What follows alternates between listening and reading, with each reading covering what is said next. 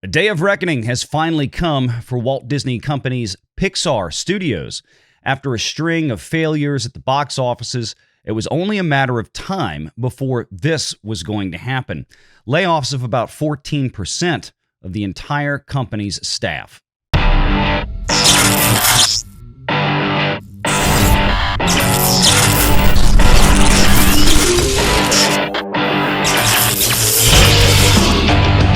Renegade Online. Major Pixar layoffs. And of course, this is coming right ahead of the other story that we talked about earlier with Inside Out 2, right? So we've got Inside Out 2 coming this summer, which is, of course, is a Pixar production. That doesn't help. And if we knew, or everybody knew this was coming, it's not quite as much as they had initially anticipated for this, but it is still very indicative of where Disney is right now.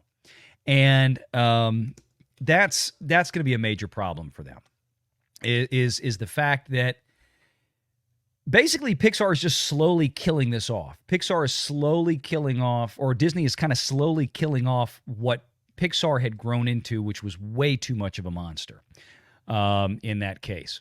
So let's kind of go through this story here to see what is what. The long-expected layoffs at Pixar Animation Studios have begun. Today, leadership at the storied company that traces its origins to the late Steve Jobs and was bought by Disney in 2006 will notify employees of the reductions, The Hollywood Reporter has learned. It's the biggest restructuring in Pixar's history, although top leadership isn't impacted. Maybe it should have been. Maybe that's part of the problem. Call me crazy. Did an ad just run? I just saw some people talking about that. I'll get back to that in a second. Something weird might have just happened. We'll get back there. But yeah, maybe some of these leadership roles out there should have gone out the window.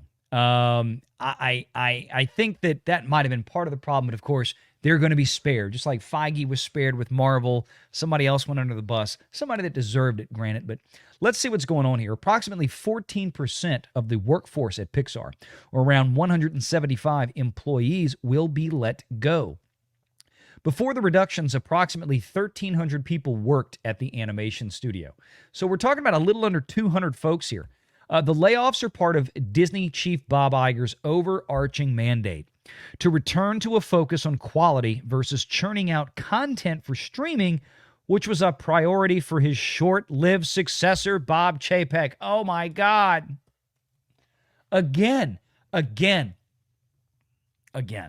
Now, look, and they go into this in the next paragraph.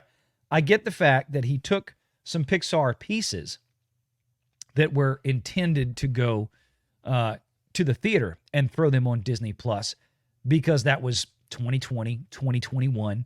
I think the first one in 2022 also. But I'll get to that in a minute. But again, the rate of content production, the ramp up for it, for Disney Plus, that was Iger. Let's be honest. But I know people love to blame Bob Chapek's 11 months free of Bob Iger as the cause of every problem.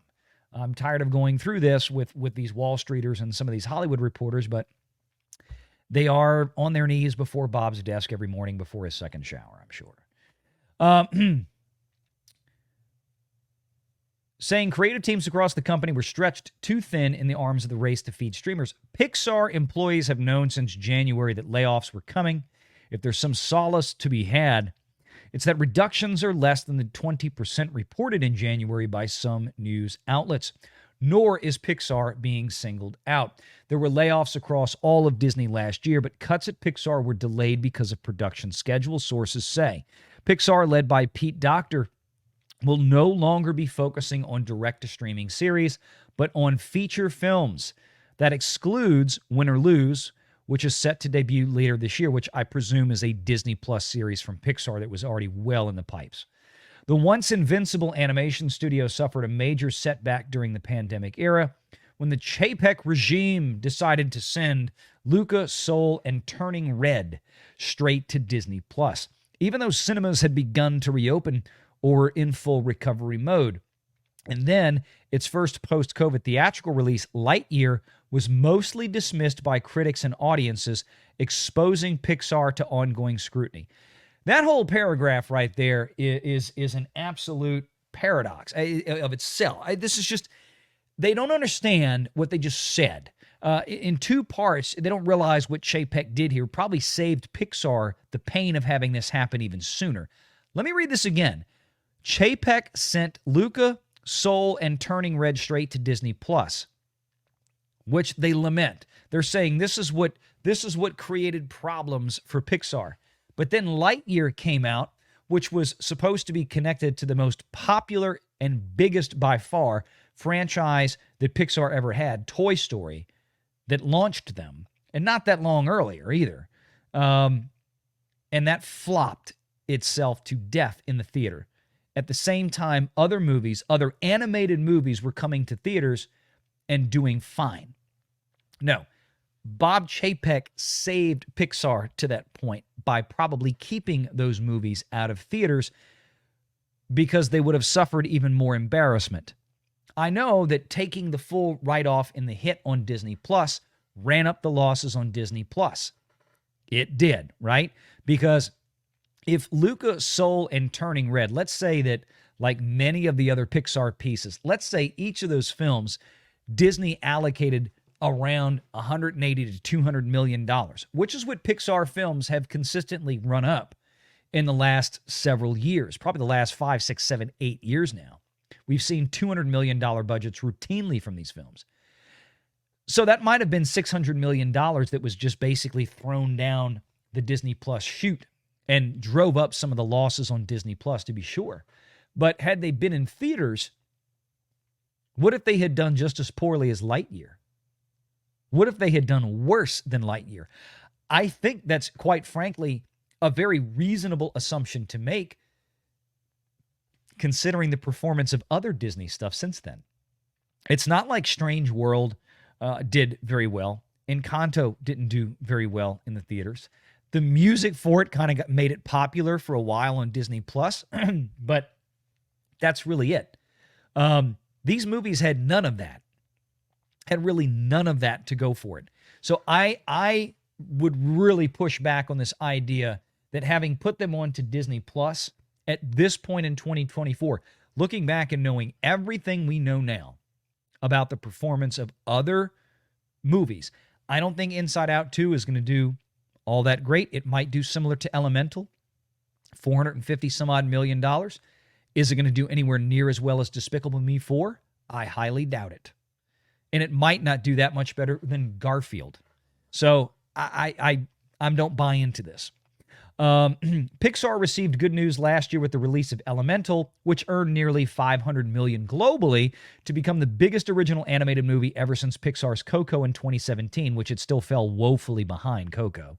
It was also a streaming sensation. By the way, it also fell woefully behind Coco, even worse when you adjust up for inflation between what people were paying for Coco tickets in 2017 versus what they were paying for Elemental tickets in 2023.